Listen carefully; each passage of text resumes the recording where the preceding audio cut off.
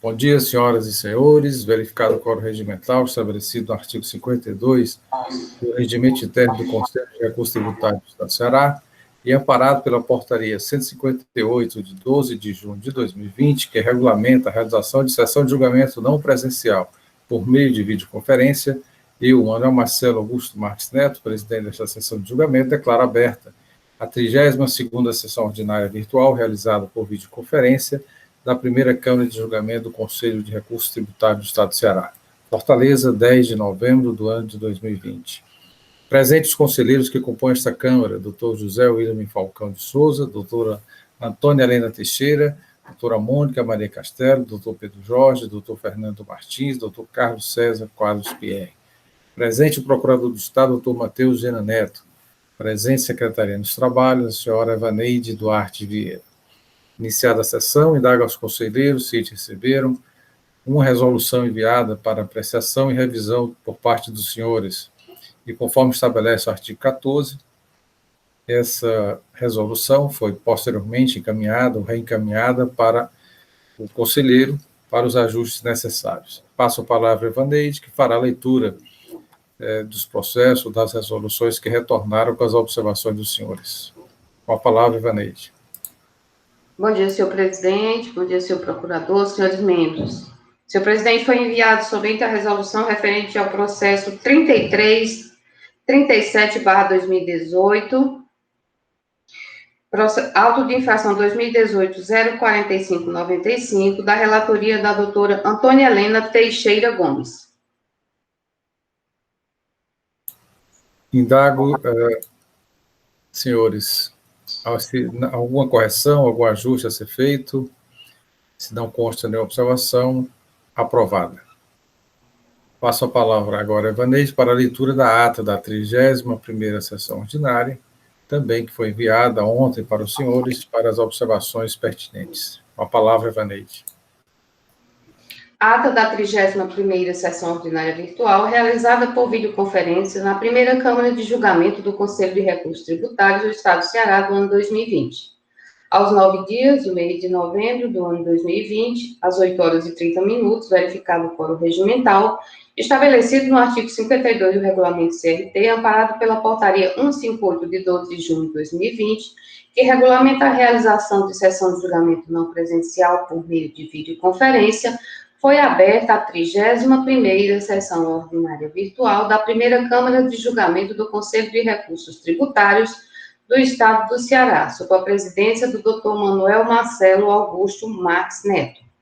Presentes à sessão, os senhores conselheiros Antônia Helena Teixeira Gomes, Mônica Maria Castelo, José William Falcão de Souza, Carlos César Quadros Pierre, Pedro Jorge Medeiros e Felipe Silveira Gurgel do Amaral.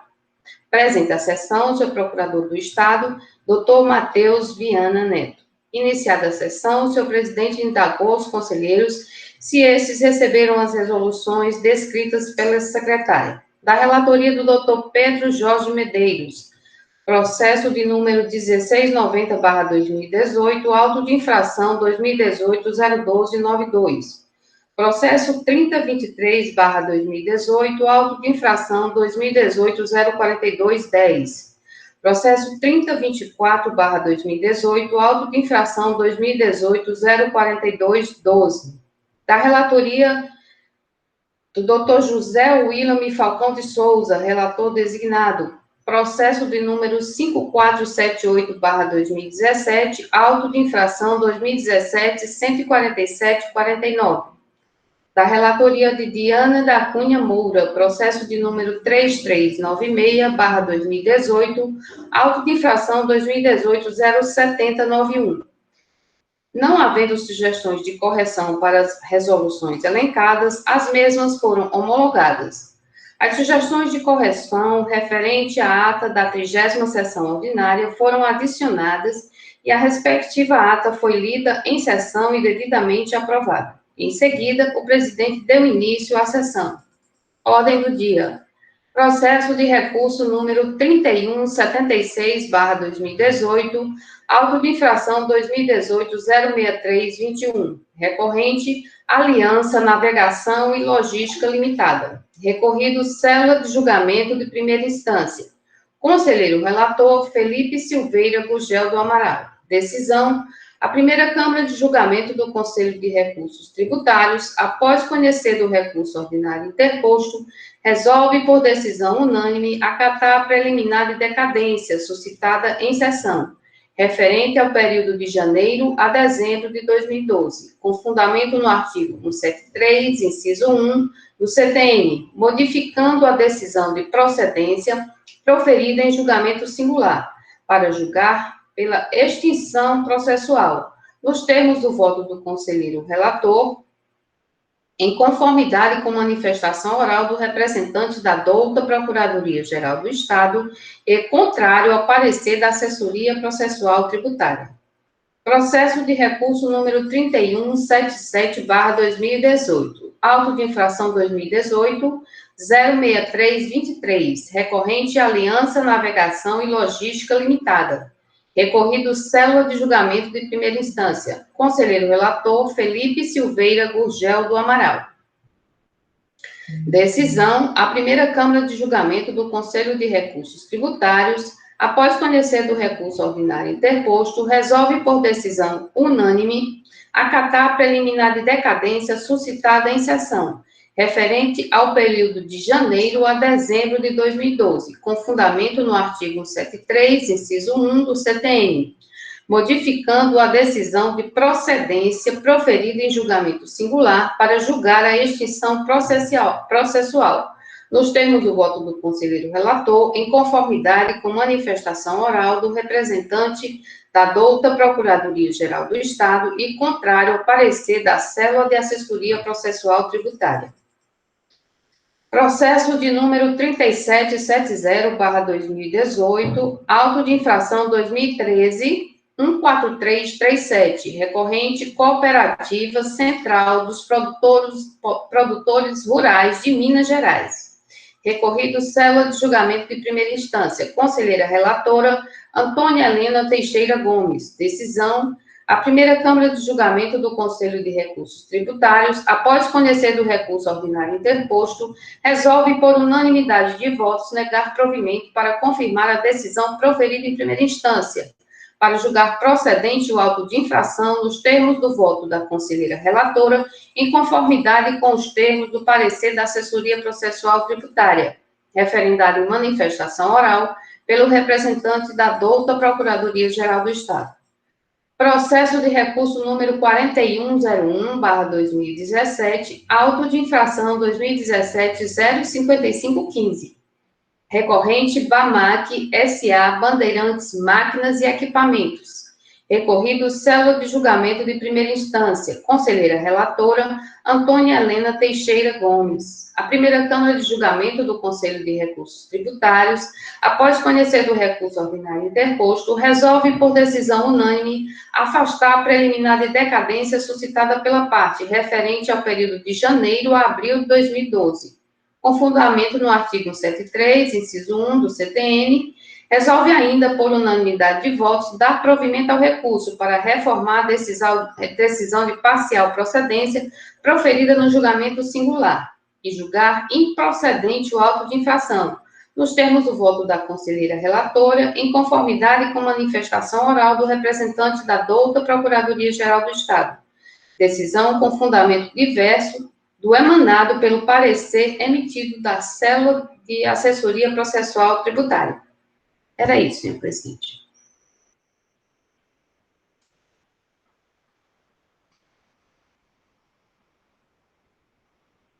O microfone, senhor presidente. Eu indago se alguma alteração, alguma observação ser feita na ata que foi lida. Não tendo nenhuma observação, a ata aprovada. Senhores, nós, como já foi falado anteriormente, a nossa pauta, nós temos 2 processos com sustentação oral. E eu observo que o doutor Gustavo Bevilacqua já se encontra na sala. Eu gostaria que, se possível, manifestasse e abrisse a Câmara para que a gente possa já inverter a ordem dos processos, doutor Gustavo. Na pauta, o seu processo é o último, né, o Esplanada Brasil S.A., correto? O primeiro processo, nós estamos aguardando também um advogado, o doutor Lincoln Magalhães, mas ainda não entrou na sala, então nós vamos inverter a ordem dos processos e iniciaremos, então, a 32ª sessão virtual ordinária com o processo de recurso 1894/2013, auto de infração 2013-06929, da Esplanada Brasil S.A. Loja de Departamentos, célula de julgamento como recorrente, recorrido ambos, relatoria do doutor Pedro. Doutor Pedro, então, inverteremos a ordem aqui dos processos, considerando que o doutor Lincoln ainda não se encontra presente. Então, já passo a palavra, desejando boas-vindas ao doutor Gustavo Bevilacqua, para iniciarmos, então, o processo já anunciado. Passo a palavra ao doutor Pedro Jorge. Seu microfone, doutor Pedro, por favor. Seu microfone. Bom dia a todos os conselheiros, doutor Fernando, doutor William, doutor Pierre, doutora Mônica, doutora Helena. Bom dia à nossa queridíssima secretária Evaneide, ao nosso presidente, doutor Manuel Marcelo, ao nosso procurador, doutor Matheus, e ao doutor Gustavo Bevilacqua, advogado aqui presente da parte. Esse auto de infração, né? Foi o auto de infração 2013-06929. E o recorrente foi a Esplanada Brasil S.A., certo? Lojas de departamentos, né?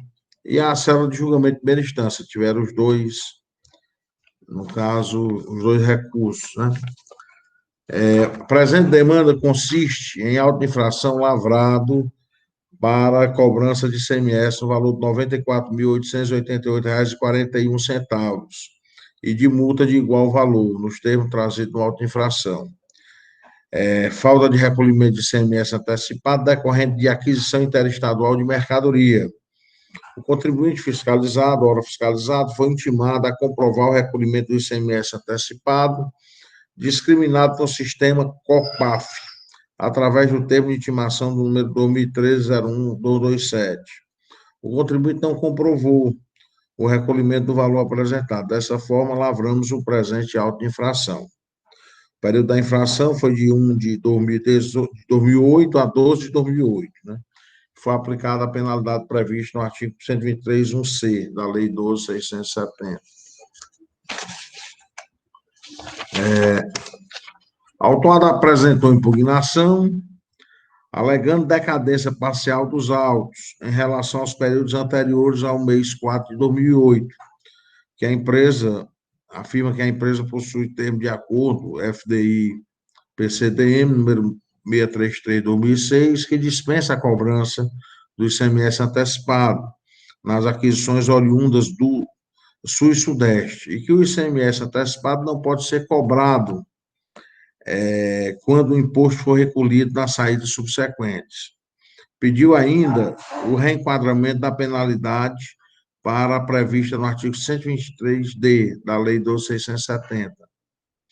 Antes do julgamento, por questão de prudência, o julgador de primeira instância requereu realização de perícia para que fossem verificados os estados de origem das notas fiscais, de modo a excluir as notas oriundas dos estados integrantes da região Sul e Sudeste, exceto o estado do Espírito Santo.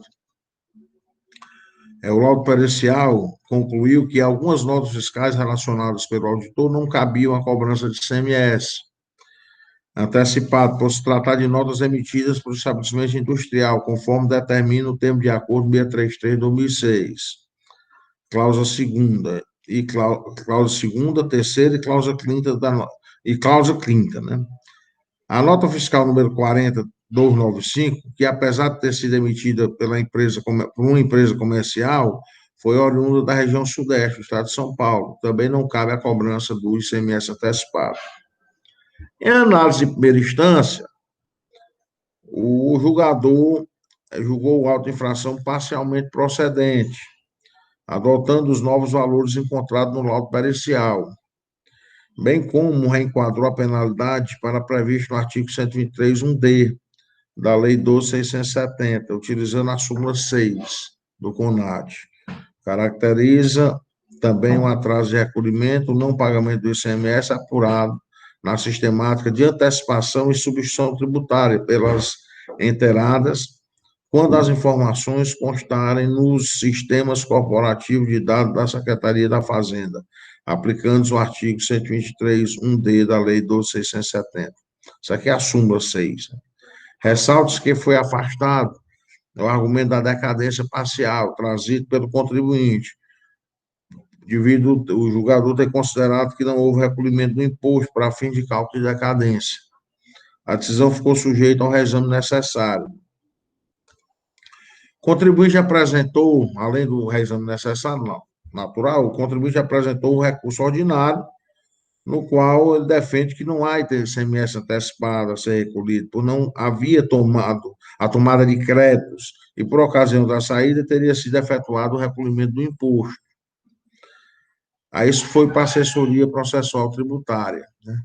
Analisando o caso, a assessoria processual tributária emitiu parecer no qual opinou pelo conhecimento do recurso ordinário e dando provimento para considerar improcedente a autuação, totalmente improcedente. Na opinião da assessoria, analisando todas as cláusulas do referido termo de acordo, verificamos na cláusula 2ª, inciso 3, a dispensa da exigência do pagamento do ICMS antecipado nas operações de entrada interestaduais de mercadorias. Se não, vejamos. Verificamos que no presente termo de acordo, anexo, não existe qualquer ressalva para que o acordante efetue o pagamento do antecipado na entrada de mercadorias, com exceção se houvesse a revogação do presente termo de acordo, em decorrência de infração aos dispositivos legais atinentes ao ICMS. Continua ainda o assessor tributário, discorrendo que não cabe a cobrança de pagamento do ICMS antecipado nas operações de entradas interestaduais de mercadorias, efetuada ao contribuinte fiscalizado, considerando que o mesmo possuía, no período fiscalizado, termo de acordo com a Cefaz, onde previa a dispensa do pagamento nos termos acima expostos. Então, é o relatório.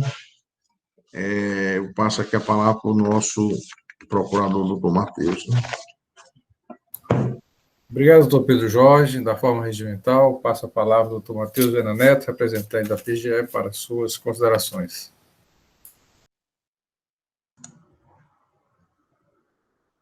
Senhor presidente, senhores conselheiros, eu não consigo visualizar aqui o doutor Gustavo, que deve estar assistindo, mas cumprimentá-lo. Bem, senhor presidente, senhores conselheiros, conselheiro relator, doutor Pedro, a questão nesse processo nos parece bem simples. O Estado do Ceará tem concedido benefícios fiscais no âmbito do FDI, que apesar do número Fundo de Desenvolvimento Industrial, acaba alcançando em determinadas situações, inclusive as atividades comerciais, que não sejam tipicamente industrial, e é o caso aqui da empresa. Ela era beneficiária, nesse período fiscalizado, de um termo de acordo, no qual, nesse termo de acordo, lhe era dispensado, foi até 2016, e a infração é 2014. A infração é de 2008. 2008, o período fiscalizado. A infração foi em 2013, né? Ok. Pois bem, a empresa, então, sendo beneficiária do FDI, lhe era dispensado o pagamento do antecipado, não só, e aí é que é interessante, apesar dela ter feito referência na sua impugnação às operações originárias do Sul e Sudeste, mas quando se analisa o termo de acordo que foi juntado pela consultoria, vê-se que a dispensa do pagamento aliás, não seria nem a dispensa, é o diferimento do ICMS incidente, dispensa do ICMS antecipado, está lá na cláusula 2ª, inciso 3, dispensa.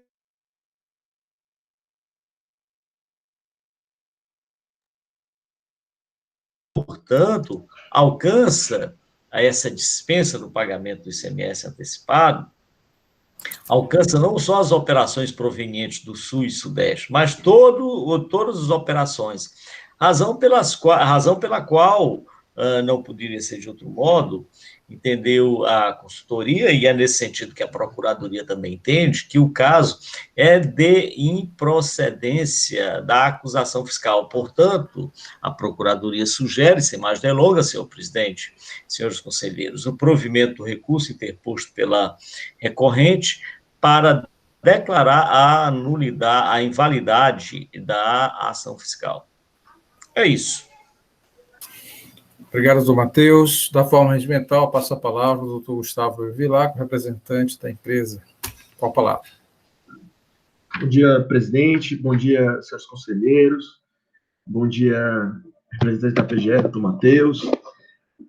Bom, acho que o doutor Matheus resumiu bem acho que o cerne da questão e principalmente a confusão que foi feita, né? Confundiu-se, na verdade, os requisitos do próprio PCDM, o FDI-PCDM, que seria esse compromisso da empresa de comprar de determinados remetentes, com com a própria dispensa, né? Na verdade, o que existia era uma condição que poderia ser avaliada pela Cefaz para, eventualmente, retirar a empresa do FDI-PCDM, mas enquanto a empresa estivesse no FDI-PCDM, ela estaria dispensada do ICMS antecipado. Essa questão do ICMS antecipado, ela realmente está muito clara lá no termo de acordo, a cláusula 2ª, né, que realmente ela não traz condicionantes para essa dispensa. Ela simplesmente diz o seguinte: o presente de acordo tem por objeto enquadramento da sociedade empresarial, blá, blá, blá, blá, blá, e aí vem, né? O que traz esse termo de acordo? Aí, cláusula 2ª, inciso 3, a dispensa do ICMS antecipado incidente nas operações de entradas interestaduais. Então, não há condicionantes, não há um parágrafo falando, essa dispensa só se dará na aquisição de fulano de tal, fulano de tal, fulano de tal. Não há. Existe realmente a regra geral dispensando esse ICMS antecipado. Caso a empresa, né, em eventual revisão, né, desse benefício, o Estado do Ceará entendesse que realmente ela descumpriu algum dos dispositivos que permitiam ela a estar no FDI, aí sim, né, não poderia fruir dessa dispensa. Mas enquanto ela estivesse lá, né, no termo de acordo, fruindo desse benefício, ela estaria albergada por essa dispensa de forma inequívoca, né? Além disso, a gente suscita realmente, mas aí eu entendo que até se a gente for pela improcedência, não teria por que a gente tratar dos outros assuntos, mas pelo princípio da eventualidade, né, a gente acaba tendo que trazer essas outras matérias, mas a gente traz a decadência também, né, porque realmente a gente teve ciência em abril de 2013, né, e ela pega todo o ano de 2008, então, no nosso entender, né, tratando-se do ICMS, de um imposto lançado por homologação, haveria a decadência até 4 de 2008, né, pela regra do 150, parágrafo 4º. Além disso, nós entendemos também, né, ainda que superada a questão do próprio da possibilidade de fruição do termo de acordo, que quando existe o recolhimento posterior do ICMS, o ICMS antecipado, ele não poderia ser cobrado, né, porque a natureza jurídica do ICMS antecipado, como o próprio nome diz, é uma antecipação que será. Então, não seria, haveria um bis in idem, eu sendo cobrado do ICMS antecipado e não tendo havido nenhuma falta de recolhimento posterior. Haveria um bis in idem nessa cobrança. Vale dizer também que também não há nenhuma vantagem para o Estado do Ceará nessa situação, porque esse auto-infração, por exemplo, se amanhã a gente perder, o que eu acho uma remota hipótese, a empresa realizaria o pagamento e imediatamente faria o creditamento desse ICMS antecipado.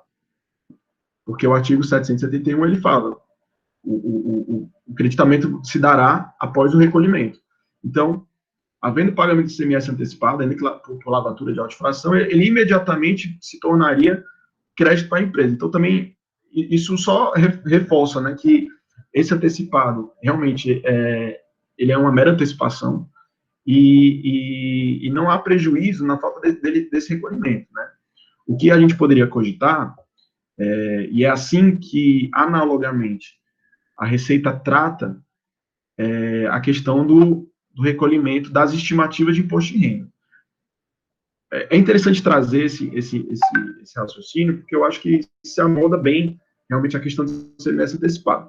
O imposto de renda, ele tem um fatirador anual, mas mensalmente são realizadas as estimativas.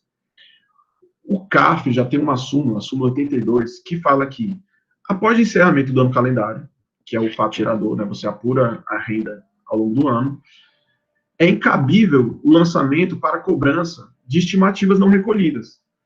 Porque esse efeito, né, ele realmente ele vai ter se perdido, porque ao final do ano, a empresa recolheu o imposto de renda devido ao final do ano. É o mesmo raciocínio no ICMS antecipado.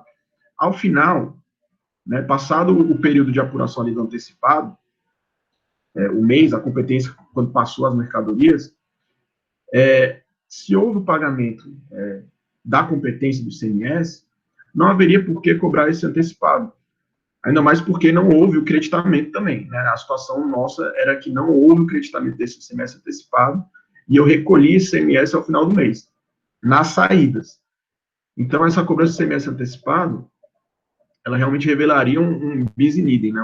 Uma cobrança indevida, porque esse ICMS foi recolhido, não houve prejuízo para o Estado do Ceará. Então, esse raciocínio das estimativas eu acho que é bem aplicável. Inclusive, o CONAT, antigamente, a gente trazendo aqui algumas, vendo, né, algumas jurisprudências antigas do CONAT, ele chegou a aplicar esse entendimento, né, de que não caberia essa cobrança de ICMS. Claro que haveria a possibilidade de cobrança da penalidade, né, porque isso também é importante ressaltar, porque isso tira um pouco aquele argumento de que, então não haveria porque a pessoa pagar um antecipado, porque se ela não vai ser cobrada do ICMS. Ora, ela não vai ser cobrada do ICMS, mas haverá a possibilidade de imposição de penalidades, né, porque ela fez o recolhimento fora do prazo. Então, ninguém quer passar por essa situação, né, não seria vantajoso não pagar o ICMS antecipado se você vai estar sujeito a essa penalidade. Então, tira um pouco esse argumento de que, então, se não for cobrado ICMS, não vai ter, ninguém vai respeitar o ICMS antecipado. Eu acho que não é bem assim. E, por último, a gente também traz a questão do reenquadramento da penalidade, porque todas as operações estavam devidamente escrituradas, né, inclusive isso é reconhecido pelo próprio auditor, e a primeira instância também já reconheceu isso. Então, são esses os argumentos que a gente traz, muito embora a gente ache que realmente o argumento adotado pela Procuradoria e também pelo parecer, acho que serão os vencedores, espero eu. Obrigado pela atenção de todos, são essas razões da nossa sustentação. Obrigado, doutor Gustavo. Processo em discussão, senhores. Alguma discussão a ser tratada? Então, parece que não. O tema é rico, mas acredito que ficará para outra ocasião, doutor Gustavo. Os argumentos, os pontos trazidos pelo senhor, né, considerando que a parecer da Procuradoria, no sentido da improcedência, o termo de acordo, né, enfim, essa matéria posteriormente será debatida e discutida, né, com os argumentos trazidos também pela parte. Pergunta ao conselheiro relator como vota, doutor Pedro Jorge.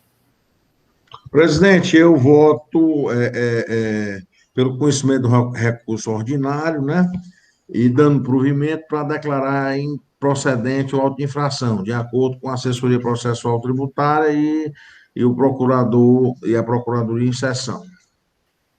Algum voto sentido contrário, senhores? Então, esta Câmara, por decisão unânime, conhece do recurso ordinário, dar provimento para reformar a decisão de instância e reformar a decisão de primeira instância de parcial procedente para improcedência do feito. Há também um reexame, né, então, de conhecer e, no caso, dar, né, dar provimento, negar provimento para Negar provimento ao reexame, presidente. provimento ao reexame e reformar também a decisão de primeira instância para Primeira improcedência. instância. Doutor Pierre, com a palavra. Presidente, se nós estamos dando com improcedência parcial para total, eu estou dando provimento ao reexame para decidir contrariamente a decisão. Então, não é pegar provimento ao reexame, é dar provimento ao reexame, não. Está recebendo o reexame, não é isso, Pierre?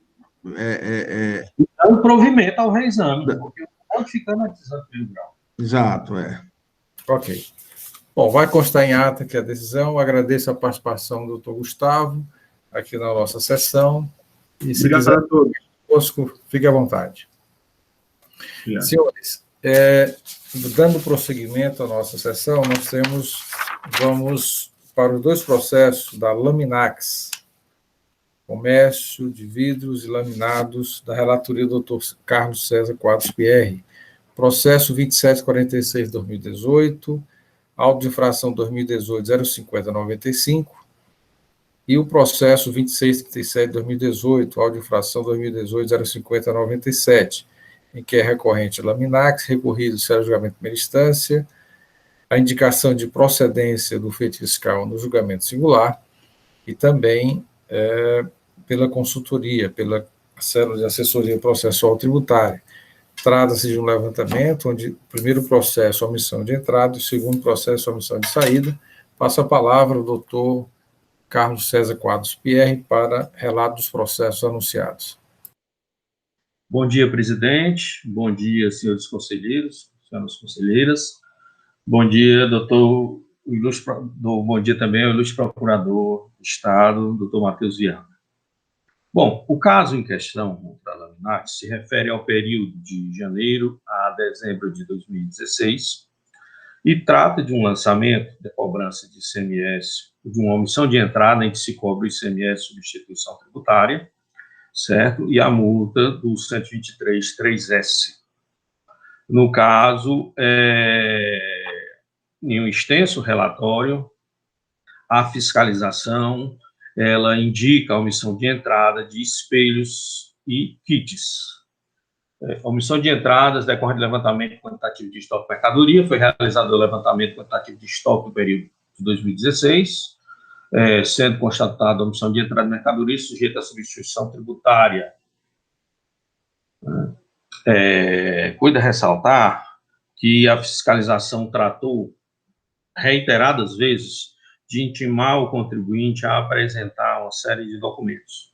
O contribuinte sempre informou que, devido à mudança do titular da contabilidade, não foi possível a apresentação desses documentos.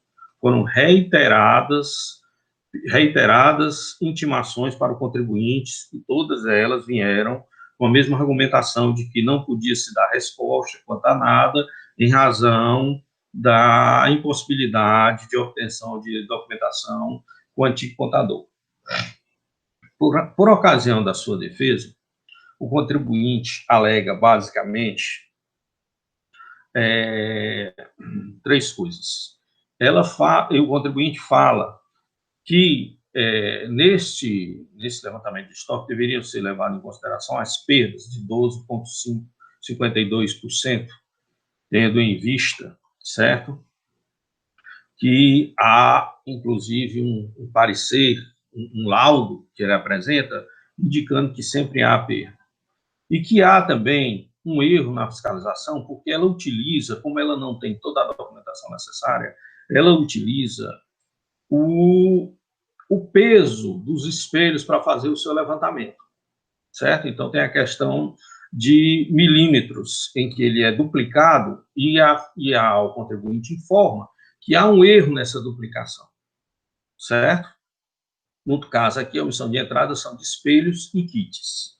E ele também diz que no auto subsequente que nós vamos julgar, que seria a omissão de saídas, os mesmos produtos estão ligados na omissão de saída. E ele diz como é que é possível no SLE o mesmo produto, espelhos e kits, estarem na omissão de entrada e na omissão de saída, certo? Ele pede a nulidade também, porque diz que todos os tributos foram pagos na forma de substituição tributária, né? O laudo se refere ao NUTEC, é o NUTEC que fala dessa perda, né? O julgamento de primeiro grau, de forma, eu diria, muito sucinta, certo?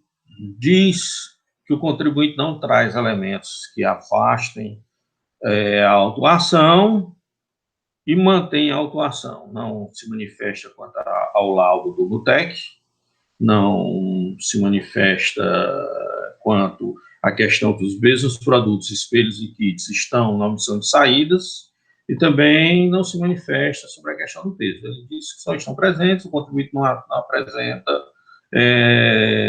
argumentos ou documentos suficientes para elidir a ação fiscal. Insatisfeito, o contribuinte apresenta um recurso que argumenta que houve um pedido de perícia subinstância para entender que o trabalho do fisco é confuso e não condiz com os dados dos documentos fiscais, e que não houve a atenção quanto a esse pedido. Solicita novamente a perícia, que o contribuinte a despesas kits e sim compra vidros e remete para outra empresa beneficiar. Ele dá uma modificação. Fala novamente também nos produtos que foram da saída, né? A assessoria processual tributária nega provimento ao recurso, confirmando a decisão de primeira instância, informando que o agente elaborou uma planilha denominada Relevamento dos Itens de Produtos, solicitou, através de intimação que o contribuinte identificasse cada item de mercadoria com o mesmo código respectivo à descrição. Diante de todas essas tentativas, houve, né, foram muitas as tentativas, né? Durante todas as tentativas em vão para a padronização dos códigos, a fiscalização optou por realizar o SLE da seguinte forma: os produtos vidros, pelo somatório de seus pesos, e os itens espelhos e kits, usou-se a denominação das mercadorias conforme descrito nos documentos fiscais do contribuinte. Ressalta a fiscalização que o contribuinte declarou nos inventários inicial e final 0, e que mesmo intimado posteriormente a declarar seus estoques, o mesmo não se manifestou. Argumenta o recorrente que o trabalho do fisco é confuso e que não condiz com os dados dos documentos fiscais. Por tal razão, solicita uma perícia fiscal. Porém, de forma genérica, apenas afirma ainda que não adquire espelhos e kits, e sim compra vidros e remete para outra empresa beneficiada. Ocorre que, analisando o levantamento fiscal, podemos verificar diversas entradas e saídas de espelhos e kits. Quanto ao mérito, verificamos através da mídia anexa, que foi enviada ao contribuinte, que a mesma apresenta de forma individualizada todos os documentos fiscais de entrada e saídas que fizeram parte da fiscalização, bem como os inventários inicial e final. E final do período fiscalizado, indicado pelos contribuintes na sua escrita fiscal, já que trata de um período fechado de fiscalização de janeiro a dezembro de 2016, portanto, não há violação ao princípio da ampla defesa de conhecimento por desconhecimento das documentos foram analisadas as mercadorias conforme alega o recorrente. É isso, senhores e senhores conselheiros. Frisando a questão que o contribuinte, apesar de suas alegações, ele foi reiteradamente intimado, certo, para explicar a questão dos códigos e explicar, inclusive, a questão do estoque inicial e final estarem zerados. Mas, em todos os momentos, ele afirma que isso não é possível, tendo em vista a mudança de titularidade da contabilidade. Em suma, senhores, esse é o relatório. Obrigado, doutor Pierre. Isso para os dois processos, não, doutor Pierre? Que é o mesmo levantamento fiscal? É o mesmo levantamento, okay. Só que esse aqui é entrada, que é por substituição e é cobrado em ICMS. O segundo levantamento é omissão de saída. Certo. Tem vidros, nesse aqui são espelhos e kits. No segundo tem vidros, espelhos e kits. E só há multa, certo, de 10%, não por força do 126, mas pelo 123.3b.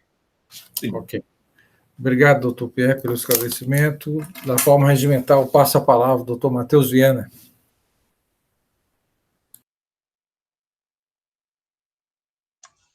Senhor presidente, senhores conselheiros, doutor Pierre, muito objetivo no seu relato, mas nesse caso, senhor presidente, ele não poderia fazer de outro modo, doutor Pierre, porque a fiscalização, ela, ao iniciar o trabalho, ela concedeu diversas oportunidades para que o contribuinte explicasse as diferenças que poderiam ocorrer nos seus produtos.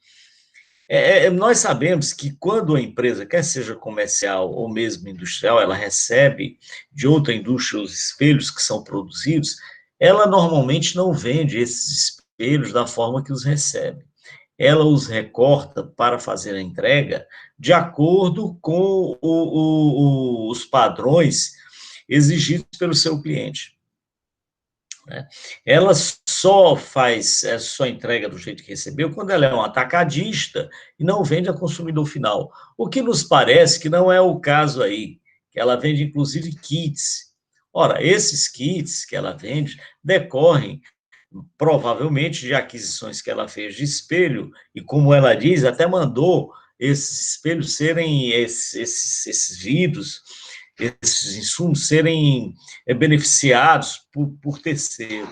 Então, ela adquire esses insumos, remete para terceiro, para beneficiamento, e já aí, quando vai vender, já vende kits, etc. Né? Mas o fato, e aí é que está o problema, apesar dela indicar também que houve mudança de atividade, que antes era indústria e passou a ser estabelecimento comercial, parece que há, e que ela sugere que isso teria impactado também no controle dos seus estoques. Mas o fato é que, por diversas oportunidades, a auditoria solicitou a orientação da parte para que ela indicasse algum erro que a auditoria estivesse cometendo, alguma falha, algum equívoco estivesse, mas ela se quedou inerte desde a fiscalização, do início da fiscalização, até agora, no seu recurso, em que ela não apresenta nenhum elemento capaz de contraditar o levantamento que foi feito pelo agente fiscal. Quer dizer, ainda que nós entendamos, como eu expus inicialmente, ser razoável que ela adquira da indústria que produz os espelhos e que ela faça modificações nesses espelhos através de beneficiamento por terceiro, ou ela mesma faça os cortes, mas o fato é que ela não trouxe elementos capazes de afastar, ela fica na argumentação exclusivamente que acontece tais fatos, mas não traz absolutamente nenhum elemento. Então, eu diria, ainda que sejam possíveis os argumentos utilizados pela recorrente que tem acontecido, mas nem mesmo, e aí é interessante um detalhe apontado pelo Dr. Pierre, a questão dos estoques inicial e final que foram apresentados como se tivessem zero, que normalmente isso não ocorre, mas ela apresentou os estoques zero e a fiscalização disse, você tem algum acerto para fazer do seu estoque é zero. E ela se quedou inerte, nem em relação a isso, que seria um procedimento simples de fazer, me parece. Não, meu estoque aqui eu informei zero, mas não é zero, é 10, é 20, sei lá, 5 metros de vidro. Mas nem isso. Ela foi de uma inércia, essa empresa, em sua defesa, em apresentação de documentos, que não se compreende. Não há razão para essa inércia. Mas essa inércia tem consequências. E a consequência é exatamente a validação de todo o trabalho que foi feito pela auditoria.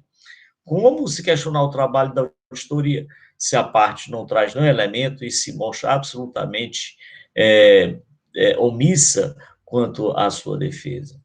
Então, por essa razão, senhor presidente, é que a Procuradoria, para ambos os processos, entende que o caso, sim, é de procedência da acusação e, portanto, pelo improvimento do recurso interposto. É isso, senhor presidente. Processo em discussão, senhores. Obrigado, doutor Matheus. Doutor Pierre, com a palavra.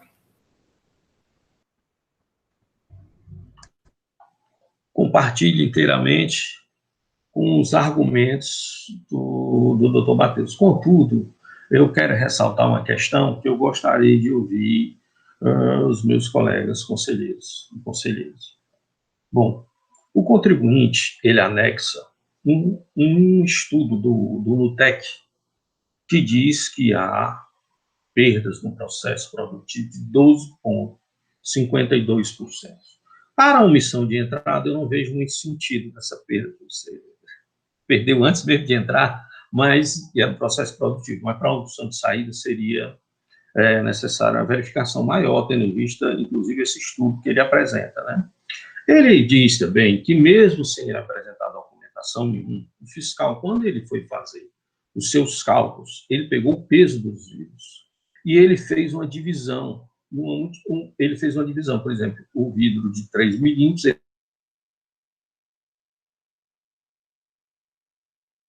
eu não me recordo bem, eu tenho que olhar aqui. Eu sei que ele diz que há um erro de cálculo, em que esse de 3 era para dar 6 e no cálculo dá 7 milímetros. Esse 1 milímetro a mais acaba influenciando no peso, certo? O que me causou estranheza é que esses argumentos, embora independentemente de toda a inoperância da empresa no período de fiscalização e as oportunidades que ela tem, esses dois argumentos, eles são passíveis de verificação independente da documentação da empresa, certo? Porque eles vão dentro do que o fiscal apresentou. O que me admirou foi que o julgador de primeiro grau não se deteve 1 milímetro sequer sobre essas questões, certo? Então, é isso que eu trago. Eu vejo que o contribuinte realmente ele foi inoperante, ele não negou o que foi apontado pela fiscalização, a questão dos estoques. O que ele disse foi, eu não posso contradizer porque eu mudei de escritório de contabilidade e não estou tendo acesso ao antigo contador e não consigo os documentos para contradizer essas informações. Mas, mesmo assim, aí dentro tem 2 erros, que seriam na omissão de saída, a questão da perda e a questão da multiplicação do peso. E ele diz também que causa estranheza que espelhos e kits têm omissão de entradas e têm omissão de saídas, né? Diz que é o mesmo valor, mas quando eu fui olhar, não é. O valor das operações de entrada seriam 539 mil e das saídas 1.453. Então, eu gostaria de ouvir vocês sobre essa questão, certo? Porque, apesar de tudo, me parecem os argumentos que devem ser analisados, né? Então, eu gostaria de ouvir os colegas sobre essa questão. Feito, então, esses pontos trazidos pelo Dr. Pierre, né? Perda no processo, cálculo equivocado, processo em discussão. Doutor Falcão, quer falar? Qual a palavra? Obrigado, senhor presidente. Eu estava analisando aqui esses processos, geralmente que alegam perda, tem uma certa complexidade, né? Porque se o contribuinte alega perda, essa perda deve ser registrada de algum modo. O contribuinte não registra a perda em local algum. E agora nós levamos em consideração que tem um laudo do NUTEC que tem a perda no X percentual. É meio complicado. Com certeza isso é meio complicado. Eu já vi muitos processos dessa natureza, alegando que tem perdas, não registra essas perdas, e, quando é efetuada a infração,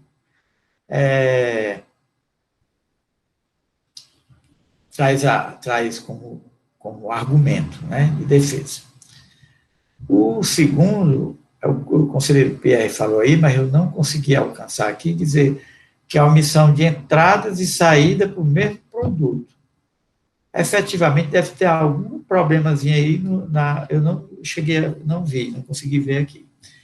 Mas se você está fazendo um levantamento da mercadoria X, aquela mercadoria X ou dá omissão de entradas, ou omissão de saídas, ou nenhuma omissão, está correto. Mas não pode, aquele mesmo produto X, é o que eu estou pensando agora, pode ter cor nova e os conselheiros vão dizer se pode. O mesmo produto dá uma omissão de entrada e uma omissão de saída. Isso não pode. Tem que ser uma ou outra, ou nenhuma das duas, né? Está fechado. Se tem isso aí, lógico, se está demonstrado, eu não vi aqui, né, planilha. Eu abri a planilha, mas não alcancei ainda, não. É um fato que deve ser investigado, lógico. Senhor presidente, outra coisa que foi o julgamento singular, o doutor Pierre está alegando, que deixou de fazer algumas considerações. Uma é sobre essa questão das perdas, né, que tem um laudo. O laudo. Não sei se o fato de ter feito implicaria de retorno, porque eu entendo que o argumento não deve ser admitido em favor do contribuinte, porque se ele tinha ciência que tinha um laudo, que tinha perda, essas perdas tinham que ser registradas lá na empresa. Quanto aos outros argumentos, eu acho que estão aqui bem afastados no julgamento. Está claro, dizendo que o contribuinte teve N oportunidades de mostrar erro, falha, distorções, mas isso não ficou só em termos, assim, de aspas, na retórica. A única coisa que eu vi, assim, que eu acho que deve ter sido corrigido no julgamento, é que a julgadora, no demonstrativo, colocou o ICMS, tal qual está no auto de infração, bem como a multa, não totalizou, colocou total, mas não totalizou, e na decisão colocou um valor diferente, 135.475,81, reclamando isso daqui. Quando o próprio ICMS, só o ICMS é 139.113,48. Aquele colar deu algum problema isso daí, mas eu acredito que deve ser corrigido. O processo físico deve estar mostrando que, quando foi feita a intimação para o contribuinte, a intimação eu vi, está aqui nos autos, dá para ver aqui, foi feito na forma correta, na parte do demonstrativo, do ICMS e da multa. É isso aqui que eu vi, mas acredito que deve ter sido corrigida, mas não é caso de nós mandarmos para corrigir, a intimação foi feita com o valor que a julgadora apontou como sendo devido pelo ICMS. Senhores, há um pedido. Obrigado, doutor. Todo auto de infração, principalmente quando o prazo de fiscalização aqui foi 120 dias. A primeira coisa que eu conto pode ser R$1, pode ser R$1 milhão. Eu olho decadência, eu faço a primeira coisa, nulidade em primeiro lugar, que é a formalidade do processo, a formalidade. E quando eu fui contar prazo, na minha contagem de prazo, o auto de infração e o termo de conclusão foi lavrado no último dia do prazo, no dia 13, no dia 4, em abril de 2018. E a ciência do contribuinte lavrou no último dia, 13 de abril de 2018, foi. E o último prazo, e a ciência do contribuinte foi por AR, foi no dia 17 de abril de 2018. Só que o AR está nos autos, e no AR eu não vejo a data da postagem. Aqui nem a gente já viu aqui que tem um carimbo. Nem a autoridade fiscal juntou aquele documento comprovando a data da postagem. Aí, assim, fica aquela dúvida, né? Lavou no dia 13, mas não tem qual foi a data da postagem. Isso é o essencial para contar se fez o auto de infração, fez o lançamento dentro do prazo legal. Exatamente isso aí, senhor presidente.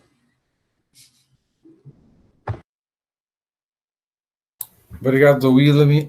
Com relação a um pedido formal da parte, né, doutor Pierre, de uma nova perícia.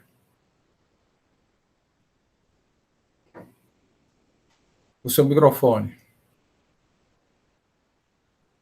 Presidente, quanto ao que o doutor William falou, eu confesso que, quando você vai ler as informações complementares da fiscalização, a fiscalização trata de aproveitar o mesmo relatório. Então, fica muito confuso. E eu cheguei ao entendimento que, na omissão de saída, também tem os chamados kits. Quando ele vai falar dos cálculos, ele fala, né? E eu me perguntei também, como é que o kit tem uma omissão de entrada, tem uma omissão de saída, no primeiro cobra ICMS, no segundo não? né? E o julgador de primeiro grau, ele não tece nenhum comentário sobre esse argumento. Nenhum. Eu queria ao menos que ele dissesse, olha, apesar de você trazer esse elemento, isso aí não é verdade. Não há, certo? A questão do peso também, ele não diz nada, ele não diz, não, o cálculo está correto, você está dizendo que ele era para ser de 3 para 6 milímetros, e lá está de 3 para 7, mas esse que é o certo. Então, o que eu vejo é o seguinte, eu tenho essa dúvida, né? E como é que ela seria superada agora, se por acaso ela fosse superada, certo? O contribuinte depois não teria mais nenhuma oportunidade, salvo recurso especial. Então, o que eu vejo aqui é que eu acho, sim, que há uma nulidade na decisão de primeira instância, certo? O julgamento é bem raso, bem genérico, né? Eu, sinceramente, eu não me sinto muito à vontade porque eu estou permeado com essas dúvidas, né? Eu me sinto, assim, balançado. Eu sei que a empresa, ela reiteradamente deixou de responder, mas independentemente dessas respostas, não afeta o argumento que ela está trazendo. Certo? Por quê? Porque o argumento que ela está trazendo pode ser verificado sem nenhuma documentação dela, dentro da própria planilha da fiscalização. Né? Então, eu gostaria de escutar o que vocês entendem. Né? Na realidade, o julgamento ele tem uma página e meia, não traz esse afastamento. Presidente, doutora Helena, gostaria de se manifestar. Okay. Só questão de ordem. Doutor William, eu localizei as folhas 47, uma cópia do AR 17 de abril, data da postagem. Se eu quiser dar uma olhada, para certificar e esclarecer a dúvida, que foi questão da data, o prazo da ação. Doutora Helena Gomes, com a palavra.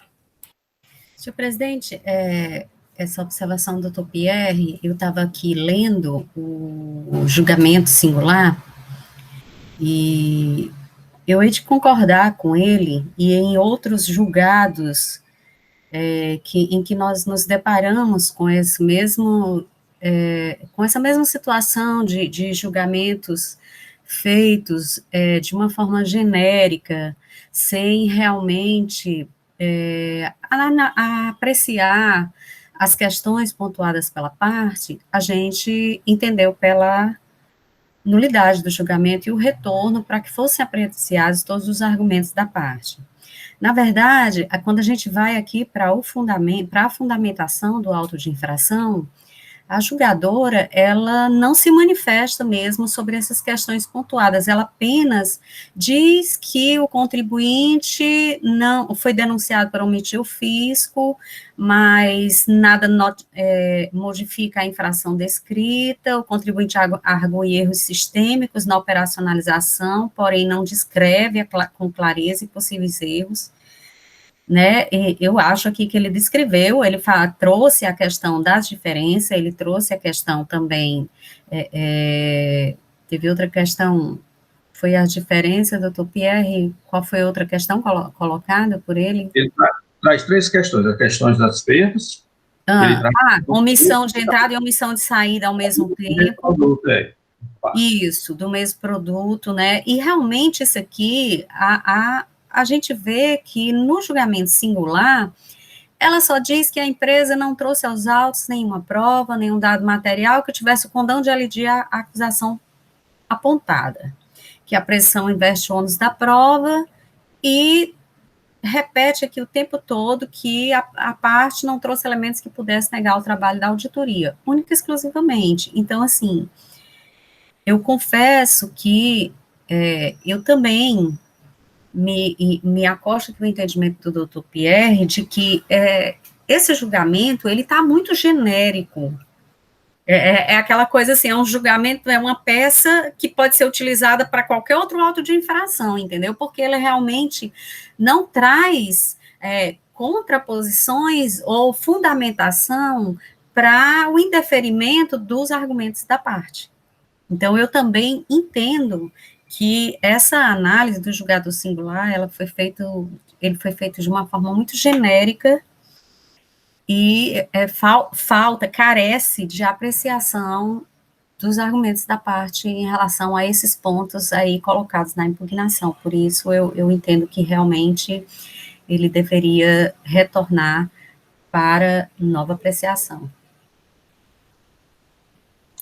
Em discussão, senhores. Pierre, com a palavra. Doutor William, como sempre, muito observador e atento, trouxe esse novo elemento que eu peço desculpas, que não foi alegado e eu também não verifiquei, e eu tive fazendo as contas aqui, doutor William, o auto de infração foi finalizado dia 13, não é isso? De abril? Seria uma sexta-feira. Então, como a ciência se dá pela postagem, ela deveria se dar no dia 16, quer dizer, o último dia seria dia 13, teria que ter sido feito nesse mesmo dia. Contudo, aqui o carimbo tem dia 17, então nós temos que verificar isso aí também, certo? Porque aí estaria a fiscalização, teria a fiscalização extrapolada o prazo. Então, se for o caso, de retorno, na primeira instância, também já pode-se pedir que verifique isso aí, tendo em vista que em processo semelhante, nós baixamos em diligência para que a autoridade fiscalizadora anexasse outros documentos que comprovassem ou que afastassem, né, o que está apontado no AR, né? Então, sugestões, senhores, para poder votar, porque, na realidade, ambas as questões estão presentes. Eu posso passar em diligência para ver logo essa questão do AR, né? Ou posso retornar em primeiro grau, tem aí o princípio da economia processual, né? Ou posso retornar, certo? O que garante a ampla defesa do contribuinte, porque ele vai ter observado seus argumentos, vai ter condições de contra-razoar o julgamento e seu recurso, coisa que ele não teve nenhum argumento para que ele pudesse discutir, né? Então é isso, senhores. Doutor Matheus, quer se manifestar? Surgiram fatos novos depois da sua fala? Senhor presidente, cada processo é um processo com seus elementos próprios, específicos. Nesse caso, há duas questões que precisam ser, aliás, três questões precisam ser definidas. A primeira é que é essa preliminar de ultrapassagem do prazo para a ação fiscal. Caso tenha ocorrido a postagem fora do prazo, é evidente que a ação fiscal é nula e, portanto, deverá ser realizada, se for o caso, se for possível, uma outra ação fiscal. Há outro ponto, que é o julgamento singular, que não teria abordado as questões suscitadas pela parte, ou seja, teria sido, como bem dito de forma muito clara pela doutora Helena, um julgamento que poderia ser utilizado em qualquer peça, qualquer outro julgamento ele poderia ser utilizado, que caberia, seria possível, ou seja, ele não individualiza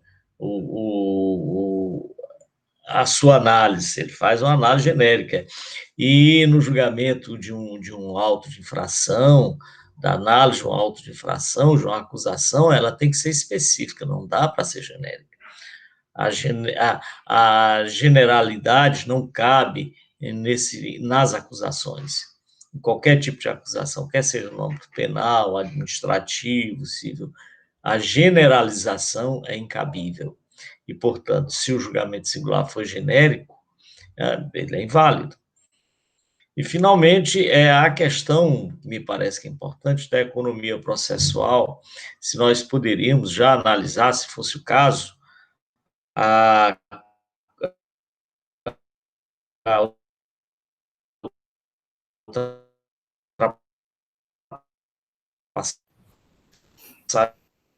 Doutor Matheus, prazo da ação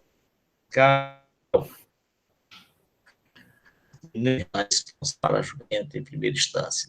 Fazer isso, claro que poderia. E agora, retornou? Doutor Matheus, o seu terceiro ponto okay, não ficou claro, cortou a sua sua voz não chegou clara. Ok. A questão da economia processual. Está me escutando agora, senhor presidente? Sim. Se poderia, então, já apreciar a ultrapassagem de prazo, mas aí nós estaríamos, de qualquer sorte, diante de uma situação muito interessante. Caso não se confirmasse a ultrapassagem de prazo, nós estaríamos julgando já um processo que não está maduro para julgamento. Nós não podíamos fazer um julgamento parcial e determinar, não, como não ultrapassou o prazo, agora vamos determinar o retorno para a primeira instância. Não. Essas questões deverão ser apreciadas em primeira instância. Uma sugestão até de que na resolução, se assim decidir essa Câmara, que na resolução esses pontos sejam sugeridos, evidentemente que não está o julgador vinculado à decisão dessa Câmara, mas sugerido que sejam analisados tais pontos até como uma forma de facilitar referido julgamento. Então, a Procuradoria entende sim que o caso de nulidade do julgamento singular, tendo em vista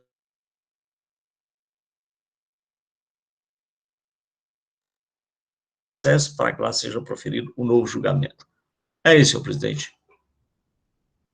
Pode só o finalzinho, não ficou claro. Nulidade de julgamento, Sim. Retorno para a nova prestação. Retorno para que seja proferido um novo julgamento. Ok, obrigado. Processo em discussão, senhores. Alguma discussão? Doutor Pierre, como vota? Presidente, nos termos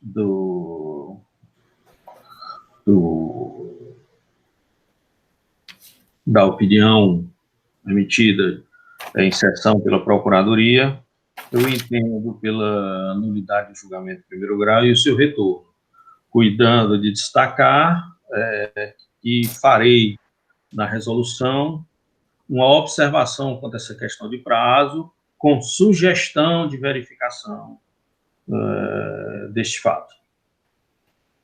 Senhores, algum voto em sentido contrário para os dois processos da Laminax?